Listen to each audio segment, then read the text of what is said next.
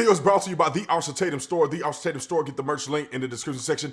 Make sure you like, subscribe to the channel. Hit the bell so you get notifications anytime I go live or make a video. Make sure you still subscribe to my channel, like this video, comment on this video, share this video.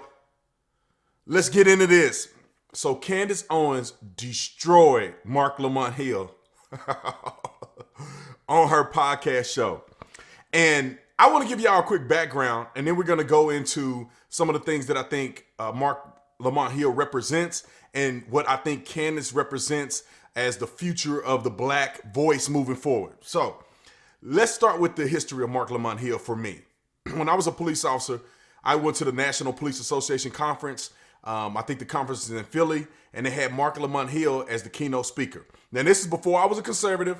And he didn't speak nothing about politics. I used to think Marc Lamont Hill was a tremendous role model and an idol. I thought he was greatly intelligent. He was a professor at the age of, I don't know, he was in his 30s. He was charismatic, everything. And over the years, I began to notice how leftist Marc Lamont Hill was and how he's so smart that he's actually dumb. Now, Candace Owens just put that whole persona on blast. I mean, his whole life got put out on that podcast. Now I'm gonna put the link to the podcast in the description section so you can watch it for yourself and gain your own assessment. But this is what the podcast did for me, and this is why I think Candace Owens is so freaking brilliant. It illustrates the wave of what black people used to be, which is Candace Owens, and the degradation of the black voice, falling for all the shenanigans you can name, the LGBTQ plus 5-6 spirits. He encapsulates all of the foolery that have hijacked the black voice and is taken it to an all-time low.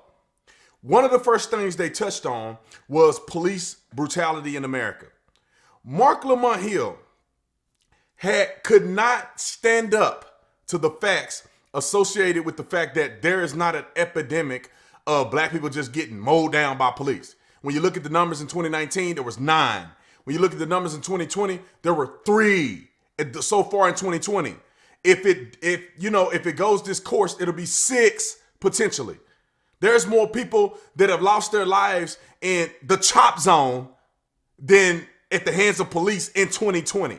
And if you look at the riots and protests over George Floyd, there is more that have died in the riots and protests than have been killed by police in 2019 and 2020 combined. So he had no leg to stand on. And what does he pivot to? Well, it's not the deaths. It's police brutality. It's just the words of there's studies that have shown that, listen, anybody that understands truth, facts, and reality knows that police brutality has to be proven unequivocally or it don't count. It doesn't count. You can't say, oh man, I was resisting arrest, but I'm not going to say I was resisting arrest. Oh, the police was brutal against me. He used physical force. That was police brutality. You can't, that's what people are saying. They resist arrest. They run from police. They fight them. They beat them up, knock them in the head. And then when they get detained and the officer has to use force, a taser, or maybe have to use the K9, oh, that's excessive force, police brutality. Because the police stop you and you don't know what you're being stopped for, but then he tell you disagree, that's police brutality. If you look at any studies, and if I can find that study, I'll put it in the description section. I may not be able to find it. But if you look at studies, it show that upwards of 80, 70, 80, 60, depending on the study and who you talk to in different circumstances with police, but majority of people, whether black or white, agree that their police interactions were fair. So the majority of Americans, black, white, and indifferent, when they are surveyed, they believe that their interaction with police are fair. Now, y'all know how most people are. I'm not going to get into that. Let me talk about the second thing that they brought up, which I thought was pivotal in this discussion, in this argument. They brought up George Floyd. And Candace Owens obviously was outspoken about George Floyd.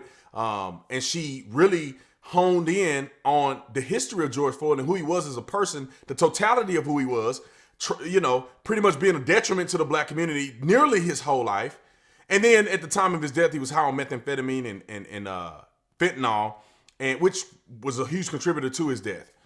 But the police officer, obviously, I believe he had a lot to do with it. They'll find out in the court of law if that's forensically true. but she spoke about those things. Marc Lamont Hill pretty much said that here's not the time or place. Although it's true. Although they're making George Floyd into a god, and that people should probably know the truth when you got kids and everybody else celebrating him like he was Jesus Christ. But Marc Lamont Hill says, oh, that's not true.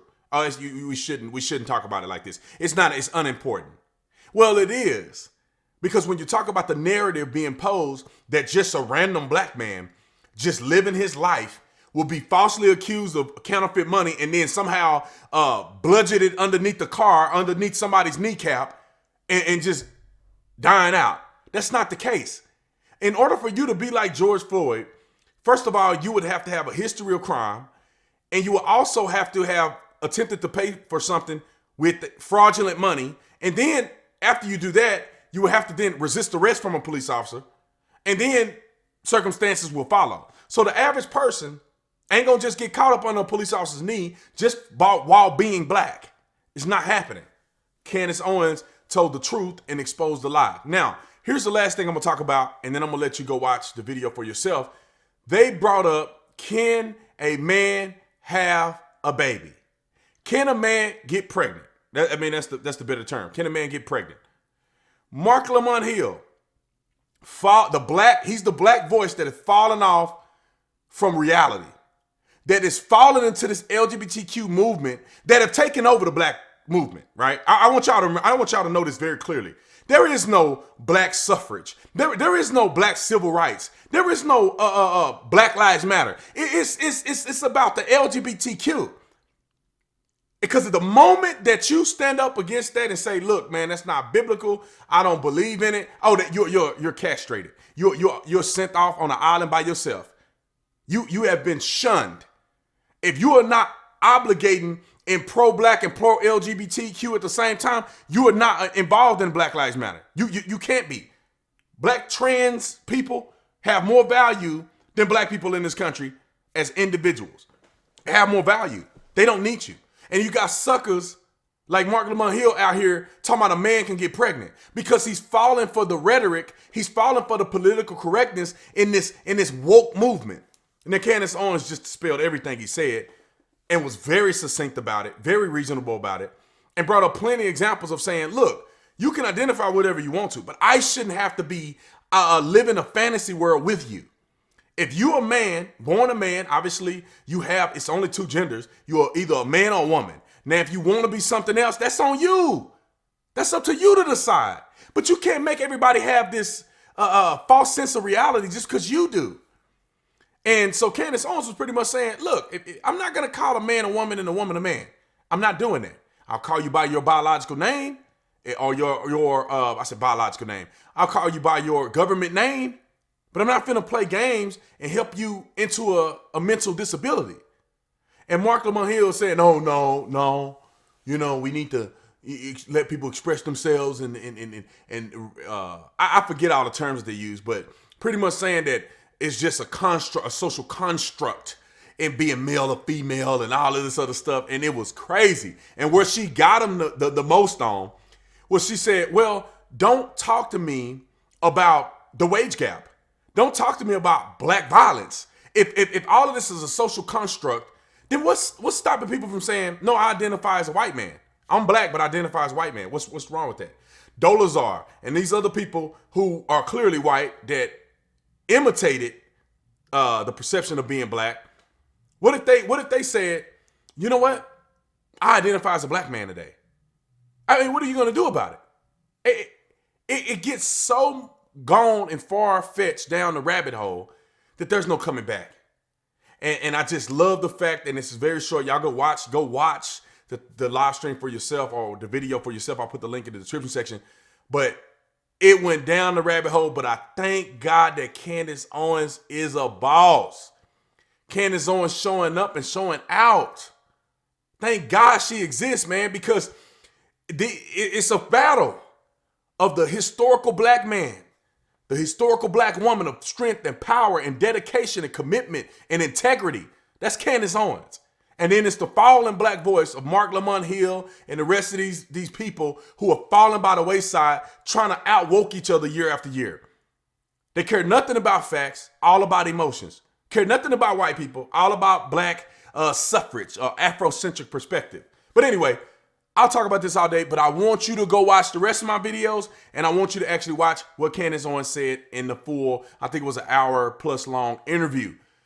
But make sure you like, subscribe to my channel, hit the bell so you get notifications anytime I go live. Visit the Officer Tatum store where you get all the cool merch. Link is in the description section. Y'all know what it is. See you on the next one.